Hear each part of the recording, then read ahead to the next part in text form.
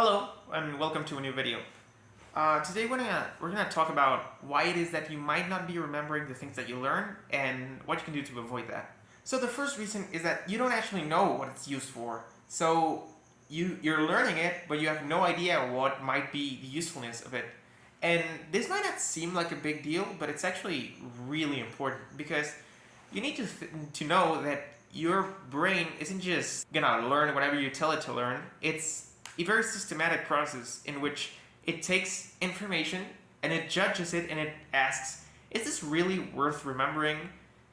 Am I going to spend my cognitive resources remembering this, or should I just kind of throw it out?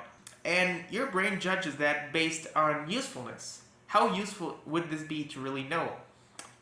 If you have no idea how useful that might be, then you're just not going to remember it very well. The second reason is similar to the first one. It's related to utility, and that is you're not actually using what you learn.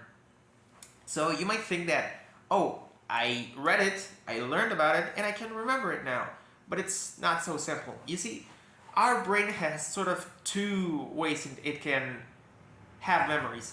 The first one is that the short-term memory. So this is, for example, when you just learn a concept, when you hear about it, and okay, now I remember it.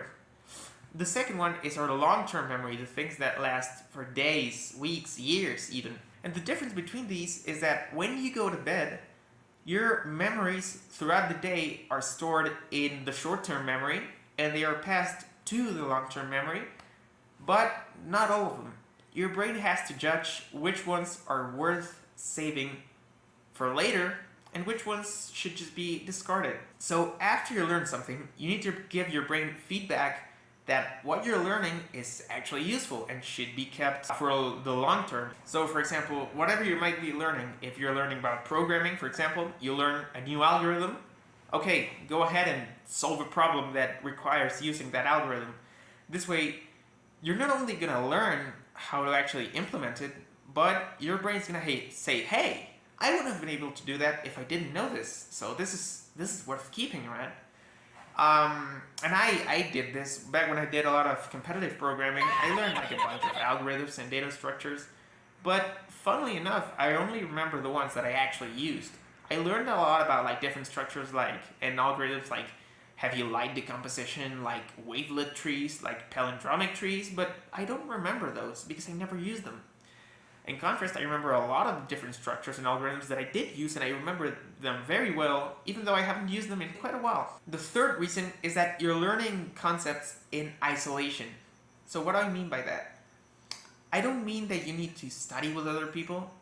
I mean that when you learn a concept, you don't really relate it to any other concept that you might already know. You just learn it by itself without relating it to anything else. And that's problematic because if you think about your brain like a huge library of knowledge, what you're doing when you learn in isolation effectively is that you're building another tiny library just to fit this new concept. And when you go around looking for a memory, something that you need to use, you're not going to be looking around in this tiny little library. You're going to be looking at your huge base of knowledge. So what you need to do is, instead of putting it aside as if it was something alien, you need to put it somewhere in your library of knowledge. You need to find out where it fits with your current world and where you can put it as it stands right now, right?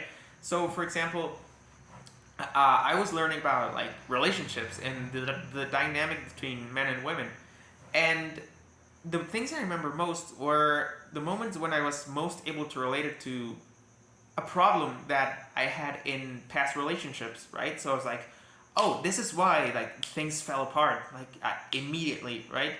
And so like that way you just can tell, right? If you can associate it with something that you know or an experience that you've had, it can be way better for you, and you're just gonna be able to remember it way better. The fourth reason is that you're not spacing apart your learning sessions appropriately. So what do I mean by this? When you learn something, your brain doesn't actually remember it fully the first time around. It's going to remember it for like maybe a day or two, generally for most concepts. But if you don't refresh it, you just kind of forget about it, you're not gonna remember it for very long. You want to have multiple sessions spread out across longer and longer time spans so that you can actually remember it in the long run. It's way better to do it one day, to learn about it one day, then learn about it 2 days later, then a week later, then a month later, than it is to just study it every day for a full week, because you're going to forget about it pretty quickly. The first method that I mentioned is way better than just studying it relentlessly over and over and over again, because first of all, you're going to get tired of it, for one, and secondly, you're just going to forget about it still, because you haven't given your brain enough time to realize that, like, maybe I should stick with this, right? Just went all hardcore for a full week, and then you just never did it again, right? As opposed to occasionally bringing it up again.